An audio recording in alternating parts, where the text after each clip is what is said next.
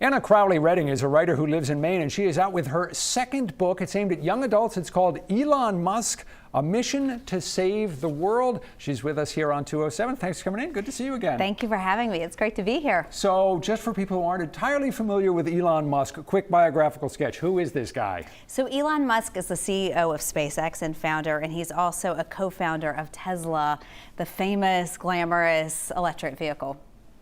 You start the book with the story of Elon Musk and Tony Stark, the character played by Robert Downey Jr. in the Iron Man movies. Now, there's been a lot about this, about to what degree the Tony Stark character was inspired by the real-life Elon Musk. What is the story there? So the story is that Robert Downey Jr., in preparing for this role, he really had to make it real. I mean, he really had to make Tony Stark come to life. And in order to do that, he wanted to spend time with the closest thing he could get to a real-life Tony Stark. And so after thinking about it, all of a sudden Elon's phone is ringing and it's Robert Downey Jr. and he wants to spend some time. And Musk is an extraordinary figure because he is this entrepreneur, an inventor, an extraordinarily smart guy with a lot of flaws. Yes. A multi-billionaire. I mean, this is a pretty rich character. Yes.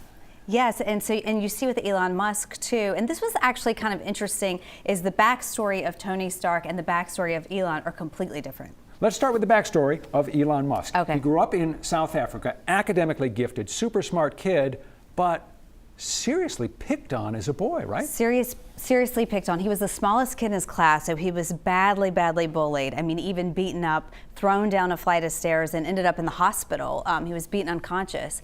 And his home life was difficult. His parents were divorced. He lived with his dad. And though Elon has never publicly said exactly what happened, we know that he's described it as misery, that his dad always had a plan for evil. So this is really when Elon's story starts to change, because he found his sort of safety in books, in science fiction and in comic books. And you see this idea kind of come to life of unlikely hero emerging from impossible circumstances to save the world. He knew from a pretty early age that he wanted to leave South Africa and come to the United States. Why? Because in all the books that he was reading, especially the comics books, North America was where these stories were taking place. And so he saw emerging technology with home computers coming out at the same time, and that was all happening in the U.S. And that's really ultimately where he wanted to be. His timing was great because in the 1990s, he's in his early 20s, he gets to the U.S., the technology field is exploding, the internet is really starting to cook. He got accepted into a PhD program at Stanford University. When that happens, your ticket is pretty much punched for life. Yes. What did he do once he started the program? He left after 3 days. Left after 3 days.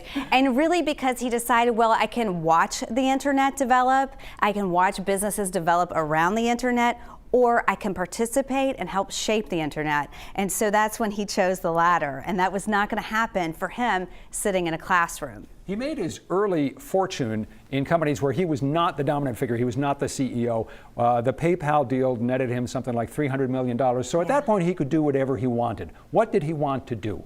Well, this was interesting because he was always interested in space exploration. And so he goes to find out, well, what are we doing about Mars here in the United States? And he goes to NASA's website, and there really isn't anything about Mars. So he decides, well, maybe Americans have lost the will for space exploration. So he decides, I can inspire them. I'm going to send this little greenhouse to Mars, and this green little plant will grow against this red background, and the picture will be amazing, and people will be inspired once again. So he actually goes to Russia 3 times trying to buy intercontinental ballistic missiles so that he'll have one to launch his little greenhouse into space.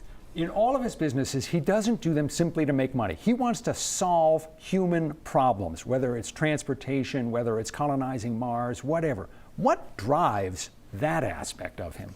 I think that really comes from those early days when he was reading those stories of these comic book heroes really saving the planet. And he sees catastrophic risks to planet Earth, whether it's a meteor strike, catastrophic climate change, and he feels absolutely driven to do something about it. Here's a question that that Elon Musk might ask you in a job interview, Anna. He would say, what was the biggest problem you encountered in writing this book, and how did you overcome it? In writing this book, some of it was getting getting my head around the technology when he talks about coming up with neural lace, which would really marry artificial intelligence and natural native human intelligence. So just trying to get my head around that sometimes was the biggest problem in writing the book. He is a larger-than-life character. It's an interesting story. Thank you so much for coming in, as Thank you. always. Thank Anna you. Crowley-Redding. The name of the book, Elon Musk, A Mission to Save the World. And we've got more information about it in the 207 section of newscentermaine.com. Back with more right after this.